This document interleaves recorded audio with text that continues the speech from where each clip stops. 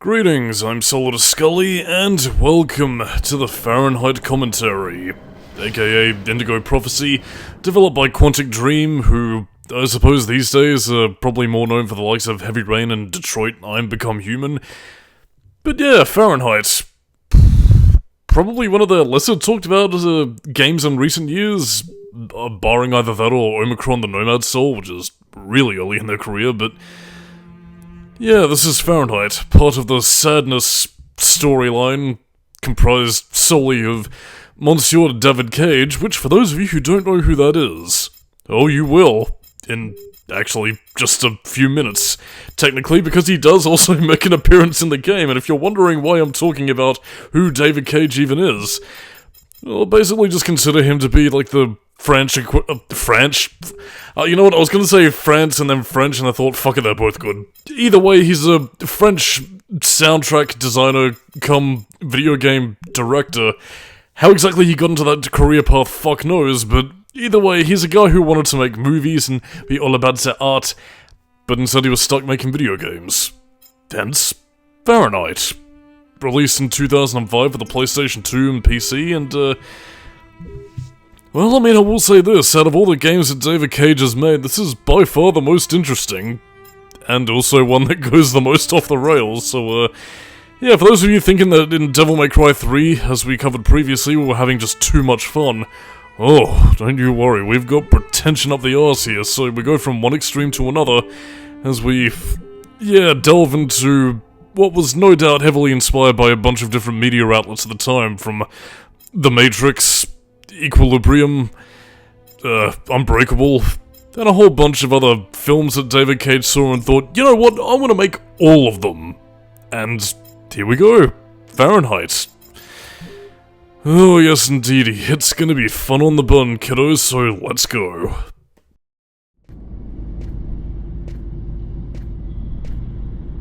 Hi, my name is David Cage.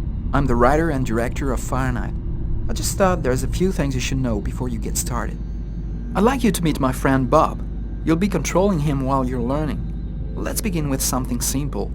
Move toward the mark on the floor.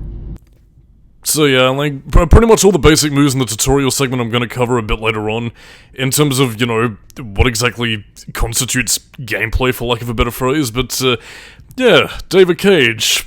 He was having such a restrained ego about himself that he literally put himself in the game to tell you how to walk about and move, even though in-game prompts would probably be much cheaper to do. But hey, I suppose David Cage wanted an in-game model of himself, no doubt to reenact his porn fantasies and, actually no, this might have been a bit before Gary's mod. I suppose maybe Second Life or something, if that was around at the time. Yeah, whatever. I mean, Machinima was still fairly, well, I don't want to say completely in its infancy, but, you know, it was an avid industry even back then, so, yeah. Oh god, Machinima. Even not talking about the company itself, that just shows, well, my age and, the age of the era this game came out in. You also have to interact with your environment. Go to the door. But yeah, I mean, to kind of talk about basic moveset in terms of how responsive your basic walking around movement is, it's not terrible. I mean, again, you can run by holding down the X button to sort of like, get around a wee bit quicker. It's not quite as arthritic as, say, Heavy Rain was, where, you know, you really sort of had to crab claw your way around the controller, but by that same token, though, yeah, there are other games on the PlayStation 2 that have much more responsive controls, but then again, this is also getting into the nitty-gritty of how Fahrenheit really sort of sets itself up. It's kind of the thing here, really. I mean, it's not quite movie game in the same way that a lot of games are these days, but by that same token, though, it is definitely trying to sort of ape a certain sense of, well, physical effort. As you're seeing right here, you're meant to tap the L and R buttons to perform a physical effort, and, yeah, that's meant to simulate exhaustion, for lack of a better phrase. Hey, not bad. Yeah, I wasn't bad, dude. I'm David Cage. Hello, my name's Jeff. But yeah, it's, some buttons are there to simulate endurance, other buttons are pretty much there to sort of simulate, reaction timing. I suppose Mr. Cage was a big fan of Shenmue, and, although then again, this was around about the point where, you know, quick time event games were kind of all, the rage at that point. Who knows? I see you've got the hang of it. Now we can move on to something else. You can also choose what you want to say in the dialogues in Fahrenheit. Let's give it a try. What do you think of my friend Bob? Hey Bob, did you hear that? Right. So yes, indeed, we also have dialogue choices pretty much going throughout this game. Yeah, they are kind of making up a bit of a stink about how, like, your choices will affect the story, and everything will be ending, so, yeah, if you make a bad choice, then you will fall into depression, or even commit suicide. But to kind of talk about it here, really, yeah, it's not quite as open-ended as that, and there is this game's unique selling point, the mental health meter. Oh, I nearly forgot something important. In Fahrenheit... So, yeah, to kind of talk about the mental health, it's basically a bizarre, impromptu sort of health bar, really. It doesn't quite work in the same vein as something like, say, Eternal Darkness Sanity's Requiem, where, you know, the world sort of distorts and changes or anything. It's really just more of a, well, I mean, again, as I said before, a bizarre, impromptu health bar. In this case, basically, some actions in the story, like, you know, if your character's having a bit of a bad day, or certain events stress them out, then, yeah, your mental health will be destroyed. So again, you pretty much go from neutral to stressed, tense, pretty much all the way down to thoroughly wrecked. Basically meaning that the game pretty much gives you an impromptu game over. Not that the game tells you this, because as David Cage is of want to say, game overs are a failure of the game designer. So you pretty much get an impromptu ending with the game pretty much telling you to fuck you, rewind, and try again. And yes, I'm pretty much going to be talking over this because, yeah, this is pretty much just basic movie preamble bullshit for what's to come. Anyway, this is Lucas Kane, well, one of 3 main protagonists of Fahrenheit, although the one that gets the most attention, so he might as well be the main character, I suppose. But yeah, in typical 2000s-esque fashion, this is, you know, a Matrix, Unbreakable-esque sort of like a, things are not what they once were, nothing will ever be the same again. I was a normal guy, but now I'm not. Nothing's ever going to be the same again. See? Exact same sort of corny dialogue that you would have heard from films throughout this era. Not that I mind you. Again, I grew up on this sort of stuff, so I can dig it like a shallow grave, but it doesn't make it any less cliched. So yeah, to kind of talk about, well, the game first and foremost, yeah, it's all just sort of preamble to what's to come here, really. I mean, again, it's trying to be very profound and very sort of, well, sort of transcendent for, I suppose, most games at the time, but then again, I'm not really too sure what to say about this. I mean, Fahrenheit does have its niche, and I mean, I suppose, for the era where games were still sort of in its maturity phase, it is trying something a little bit more than what you would have seen from other games at the time, but I don't know, I mean, even with the quote-unquote more traditionally gamey sort of video games from, you know, the likes of, you know, Metal Gear Solid 2, Deus Ex, The Conspiracy, or what have you, there seem to be a lot of games that tackle what, you know, Fahrenheit's trying to do, and do it a lot better, really. But then again, we're getting into our main hook of the game right now, so I'll let you be the judge.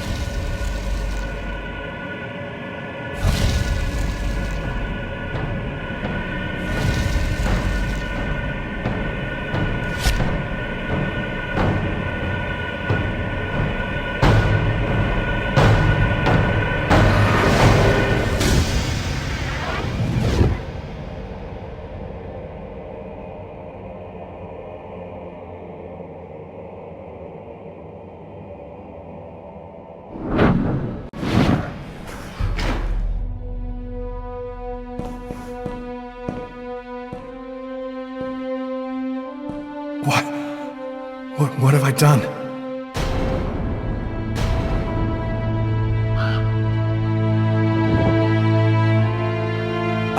I didn't want... It was like a dream.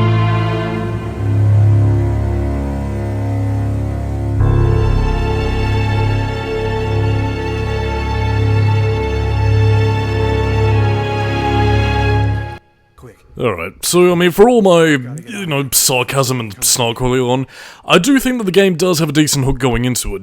You know, there's some supernatural, psychological shit going on, there's a murder being committed, and you as Lucas Kane, the one who committed the murder by being possessed by that strange robe dude, pretty much need to figure out what's happened before, well, the police catch you, and it's game over.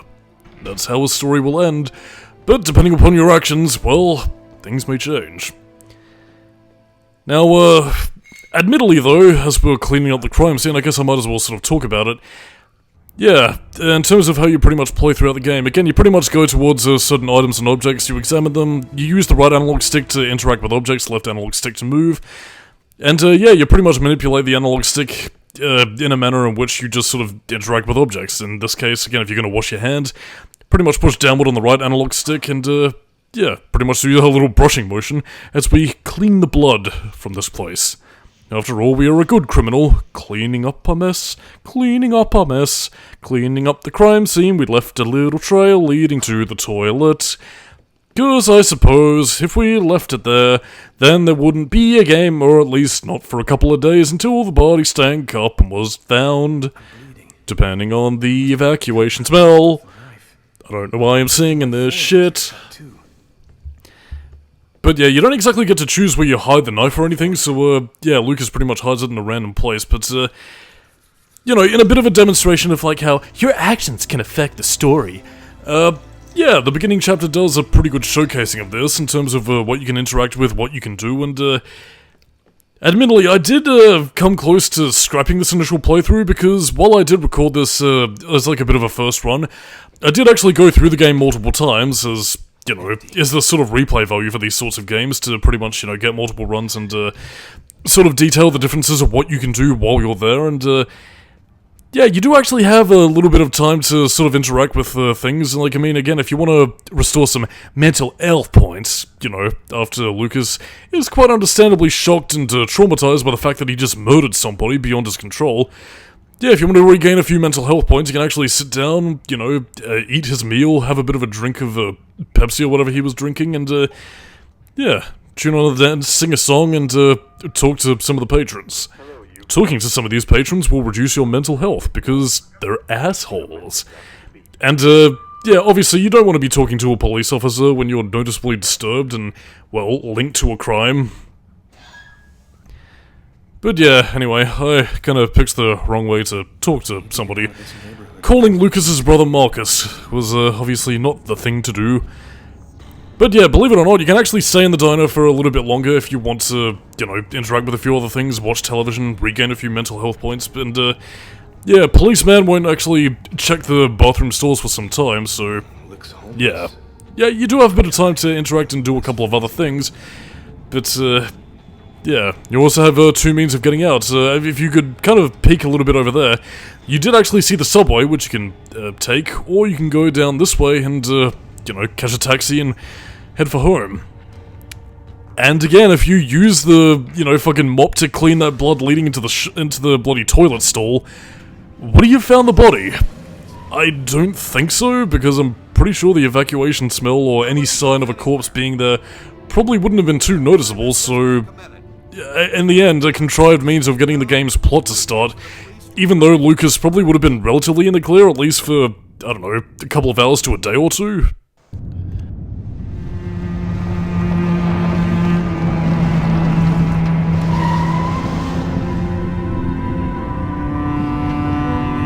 Dog's Diner, that's it. Why do they always wait for me to go on duty before they start killing each other in the middle of the night? Tyler, somebody gets murdered every day in New York. But especially when I'm on night duty. It's as if every psycho in the city has it in for me. If you want a bitch, do it inside. That way I don't have to freeze to death listening to it. You're the boss, Carla. And now we meet our next two protagonists of the game, Tyler Miles and Carla Volante. One of which, a hard-headed policewoman, always all about the case, traumatized by the violence. She's all about the work, focused on the job. No time for romance, no man in her life. But perhaps another protagonist, one wrapped in murder, the hush-hush, will lighten her life. Perhaps. Someday. And then we have Tyler Miles, who's somewhat sadly given a little bit less to do in terms of affecting the overall schema, but is still a fairly likable character, although, again, it does sort of begin to get into David Cage's foibles as a writer, to put it in lighthearted terms, that yeah, he doesn't tend to write women, minorities, or children very well, and, well, again, I wouldn't say Fahrenheit's probably the worst example of that. I still think Heavy Rain and Beyond Two Souls still take the cake in that aspect, but even still, it is noticeable here and there. Again, not that I feel that it ruins Carla or Tyler to any significant degree, I do still generally like them. They're dynamic, you know, one's a hard-nosed cop, the other's, you know, pretty laid back, street smart, and, yeah, they balance each other out nicely.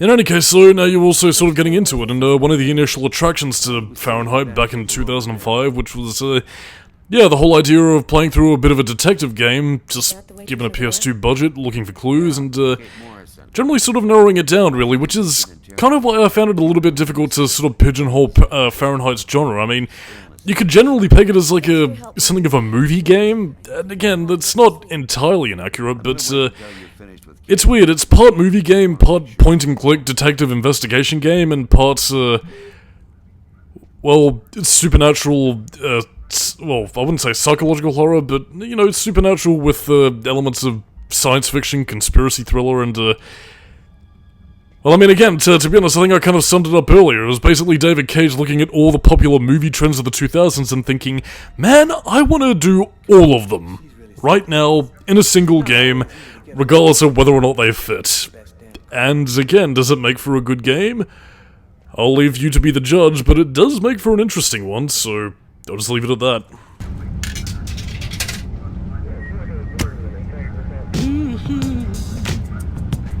Tyler, can you shut that thing off? We're on a murder site here.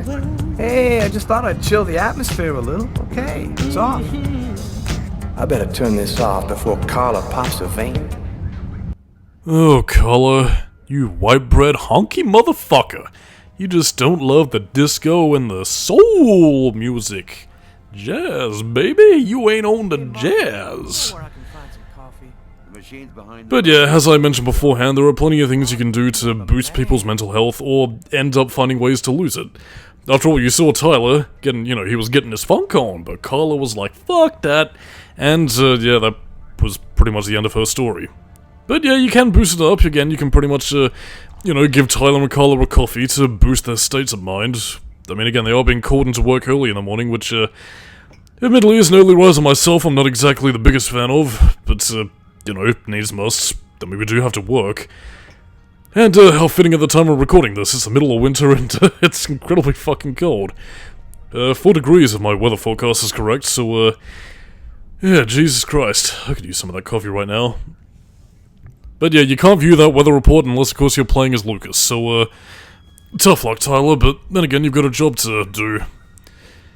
That being said, though, you might be thinking that, again, if you're playing as, you know, Carla and, Tyler, that, you know, by investigating Lucas, who you yourself are playing as, isn't that going to end up screwing over Lucas Kane in the long run? Yes, and also no, because, again, because the story has to continue with certain aspects with Lucas being hunted down by the police, yeah, there isn't exactly a case where you can pretty much completely botch Tyler and Carla's investigation and pretty much just have them say, oh dear, we suck as police officers, I guess we will never catch this guy. Because plot needs him to progress by doing things that he would otherwise never do, except he would, because gaming and linearity, which, I don't know. I mean, it is an inevitable part of, like, any game, regardless of how open it tends to be, and, well, I mean, even for how story-driven it has to be. Like, I mean, again, there's... Like, I mean, even in the most open-ended creation simulator of all, I mean, there is an end goal, there is, you know, end credits to be found, or limits to your imagination, I suppose, so... This is his. It's a pretty weird book for a killer to be yeah. reading. Either way, the main precipice of what you're going to be doing as Carla and Tyler is generally just investigating, you know, the Diner murder, and eventually making a tenuous link towards other similar murders that have occurred, well, over the course of history. As I said, it does get quite conspiratorial, as was the style at the time, back when conspiracy theories were fun and jovial, compared to today where people are actually quite aggressively angry over it. Tyler's been my partner for almost Hoyven He Maven. grew up with the gangs in the Bronx before he decided to join the force. By the way, unless of course I'm misreading this, I'm pretty sure you can't have a criminal record and join the police force. Although, I mean, then again, I suppose that sort of depends on whether or not Tyler was a member of those gangs, or if he just happened to grow up in the culture, I suppose. I mean, I suppose if you just grew up around it and you, I guess, sort of knew how gangs operated, I guess that might be one thing, but, yeah, the game also seems to imply that he had a bit of a criminal element in his life, so, either Monsieur Cage didn't understand how the police force works, or, he just didn't give a shit. Kate? I'm Inspector Carla Valenti. I'm in But charge yeah, of I mean, you know, some of these aspects like this right here, you do technically get like a few interesting conversation trees depending on what you pick and, you know, what sort of information you can glean. And again, some of your actions as Lucas will affect, certain dialogue choices here and there. So again, it's not completely out of the realm of possibility that, you can find some interesting things to say and do throughout the game. I mean, again, for example, if, you know, if you just saw the body and decided to, you know, cut your losses and run away, then, Kate, the diner waitress here, would pretty much bring up the fact that, oh god, that black-haired murderer guy, he ran out without paying his tab and looked crazy with the blood on him. But, yeah, since we paid for our meal, like all good citizens, yeah, Lucas left discreetly, so she doesn't really know what's up. But again, I mean, it's stuff like this that's also quite interesting. You know, you do a bit of detective work and you do sort of get to see the ins and outs of finding clues, interviewing witnesses, and, you know, just generally furthering your investigation as you start to make links in the case. So, again, like, I mean, out of all the elements of, you know, Monsieur David Cage's games, or Quantic Dream, I suppose, there are more people and stuff, I suppose, but yeah, I mean, some of the detective work stuff tended to be the most popular, and the thing that a lot of people really enjoyed about Fahrenheit, a little bit less so the supernatural elements that, well, let's just say they get a little bit more batshit as we go on. I'm not gonna say that, you know, you shouldn't have expected something a little bit more out there in terms of content for this game, especially considering that the game does open up with, you know, Lucas being possessed by, you know, some strange demonic cultist who, you know, uses him to commit murders, so obviously supernatural elements were gonna play a part in the game. It's just that by the time we get to the end, you're gonna be looking at everything and wondering, Jesus, how the fuck did we get here? No, I'm certain he didn't order any coffee. Very interesting. Can you tell me what you saw? Yes, ordering coffee when you already had a soft drink. Either he's a caffeine junkie, or, I don't know. Interestingly enough, though, again, if you do examine the table as Lucas, if you know, decide to stick around a little bit, he does bring mention to the fact that he hates coffee. So how was the coffee there to begin with? So I'm really gonna need you. I wonder. My shift was almost over. But yeah, that's also part of the reason, as I mentioned earlier, that I was actually considering scrapping this run, because while I was going to do a general good ending run-through for the sake of the commentary, again, with how I played through some of the subsequent scenarios to pretty much talk about, you know, alternate choices and bits of dialogue you'll otherwise miss in a single run-through, I actually ended up having more interesting playthroughs, you know, making a few other choices here, really. So I kind of feel like my vanilla run, as we're going to be seeing throughout, you know, the recorded commentary that you're seeing now, is kind of a little bit bland. So I was tempted to re-record it, but I thought, fuck it, I might as well just stick to what I initially set out to do and just talk about it where appropriate, and that'd sort of be that, really. Do you think that you could come down to the station? But I mean, then again, if nothing else, it probably would encourage people to play the game for themselves. I do believe it is still released on modern platforms, a PS4 at the very least, which I think a majority of people should have. I want to say it's on the PS5 as well, with under the PlayStation 2 Classics, but yeah, don't quote me on that. I mean, as for the PC version, I'm pretty sure there's an anniversary edition release, which, Try to get some sleep. yeah. Well, I mean, some caveats about that I'll talk about a little bit later, but yeah, it was pretty much an updated re-release that you know, has a few tongue-in-cheek references to, you know, future games here and there, as well as, well, yeah, some, I don't want to say cut content, but at least regional differences. Again, particularly if you're picking up, you know, Indigo Prophecy, which was what the game was released as in the US, versus Fahrenheit, which was what it was released as in Europe and the rest of the world, so... yeah, interesting things to talk about, really. But needless to say, we've got a lot to investigate, and yeah, there are different things you can view as Tyler or as Carl. Man, this guy is dying proof that pissing can be bad for your health. But I mean, not even specifically just, you know, bits of flavor text like that, or funny little in-jokes that you can sort of glean based on the characters. I mean, again, certain elements will be observed by, you know, specific characters, or interactions will be made by specific characters that you otherwise wouldn't get with either Tyler versus Carla, and vice versa. So, again, it does pay to, again, if you want to max out your investigation and get the most out of your clues and investigation, I probably could have diversified my word choice over there, but... you know, much in the same vein as Tyler and Carl, it's fucking late, man. I've worked a busy day, and it's fucking cold outside, and there's no kind of atmosphere. I'm all alone, more or less, so as I fly far away from here, dreaming of fun in the sun, yeah, the short and sweet of it is that it pretty much pays for you to, you know, select both characters and investigate everything to your fullest extent. Particularly if you're going to be talking to this bum down here. Yeah, I mean, he's a little bit more receptive towards, well, the feminine wiles, so, again, you're better off talking to him as, well, Carla as opposed to, well, Tyler. So yeah, don't mention the fact that you're the police either, because, the homeless hate the police. Kind of odd, really, but, oh, now Tyler is anxious. Kind of, actually, it's kind of odd, really. Like, I'm thinking back to, like, Beyond Two Souls with the whole homeless chapter of that game. I don't know what David Cage's fascination is with the homeless. Actually, I think even in Detroit I Am Become Human, there was also, like, a... I mean, if you want to technically count, you know, Jericho and, like, some of the dispossessed people later on throughout the game during the Robot Revolution. Yeah, it's, yeah, I don't know what David Cage's fascination is with the homeless, but, oh, now Tyler is depressed. I can relate, buddy boy.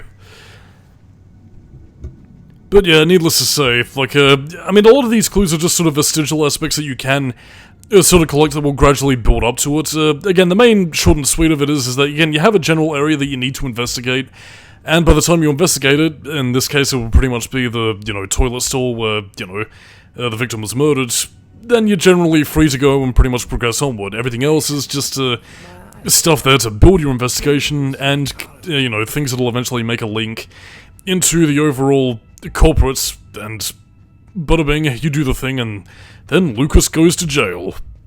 Although, you need Lucas to succeed for the plot to progress, so that he needs to succeed only to fail for you to succeed as other characters, while Lucas succeeds at evading the police to succeed while we succeed in succeeding.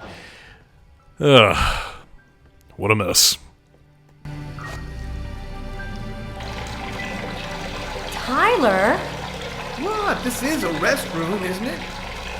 No, this is a crime scene. It's cool, I'm done. Must be all that coffee I've been drinking to try and stay awake. Yes, using the toilet. Genius gameplay. I mean, then again, it's not quite as bad as, fucking Heavy Rain, where you pretty much, you know, your main precipice of gameplay is pretty much just, you doing Ethan's wonderful morning routine of getting up, shaving, brushing his teeth, having a shower, going downstairs and drinking some orange juice. Truly this is what video games were made for.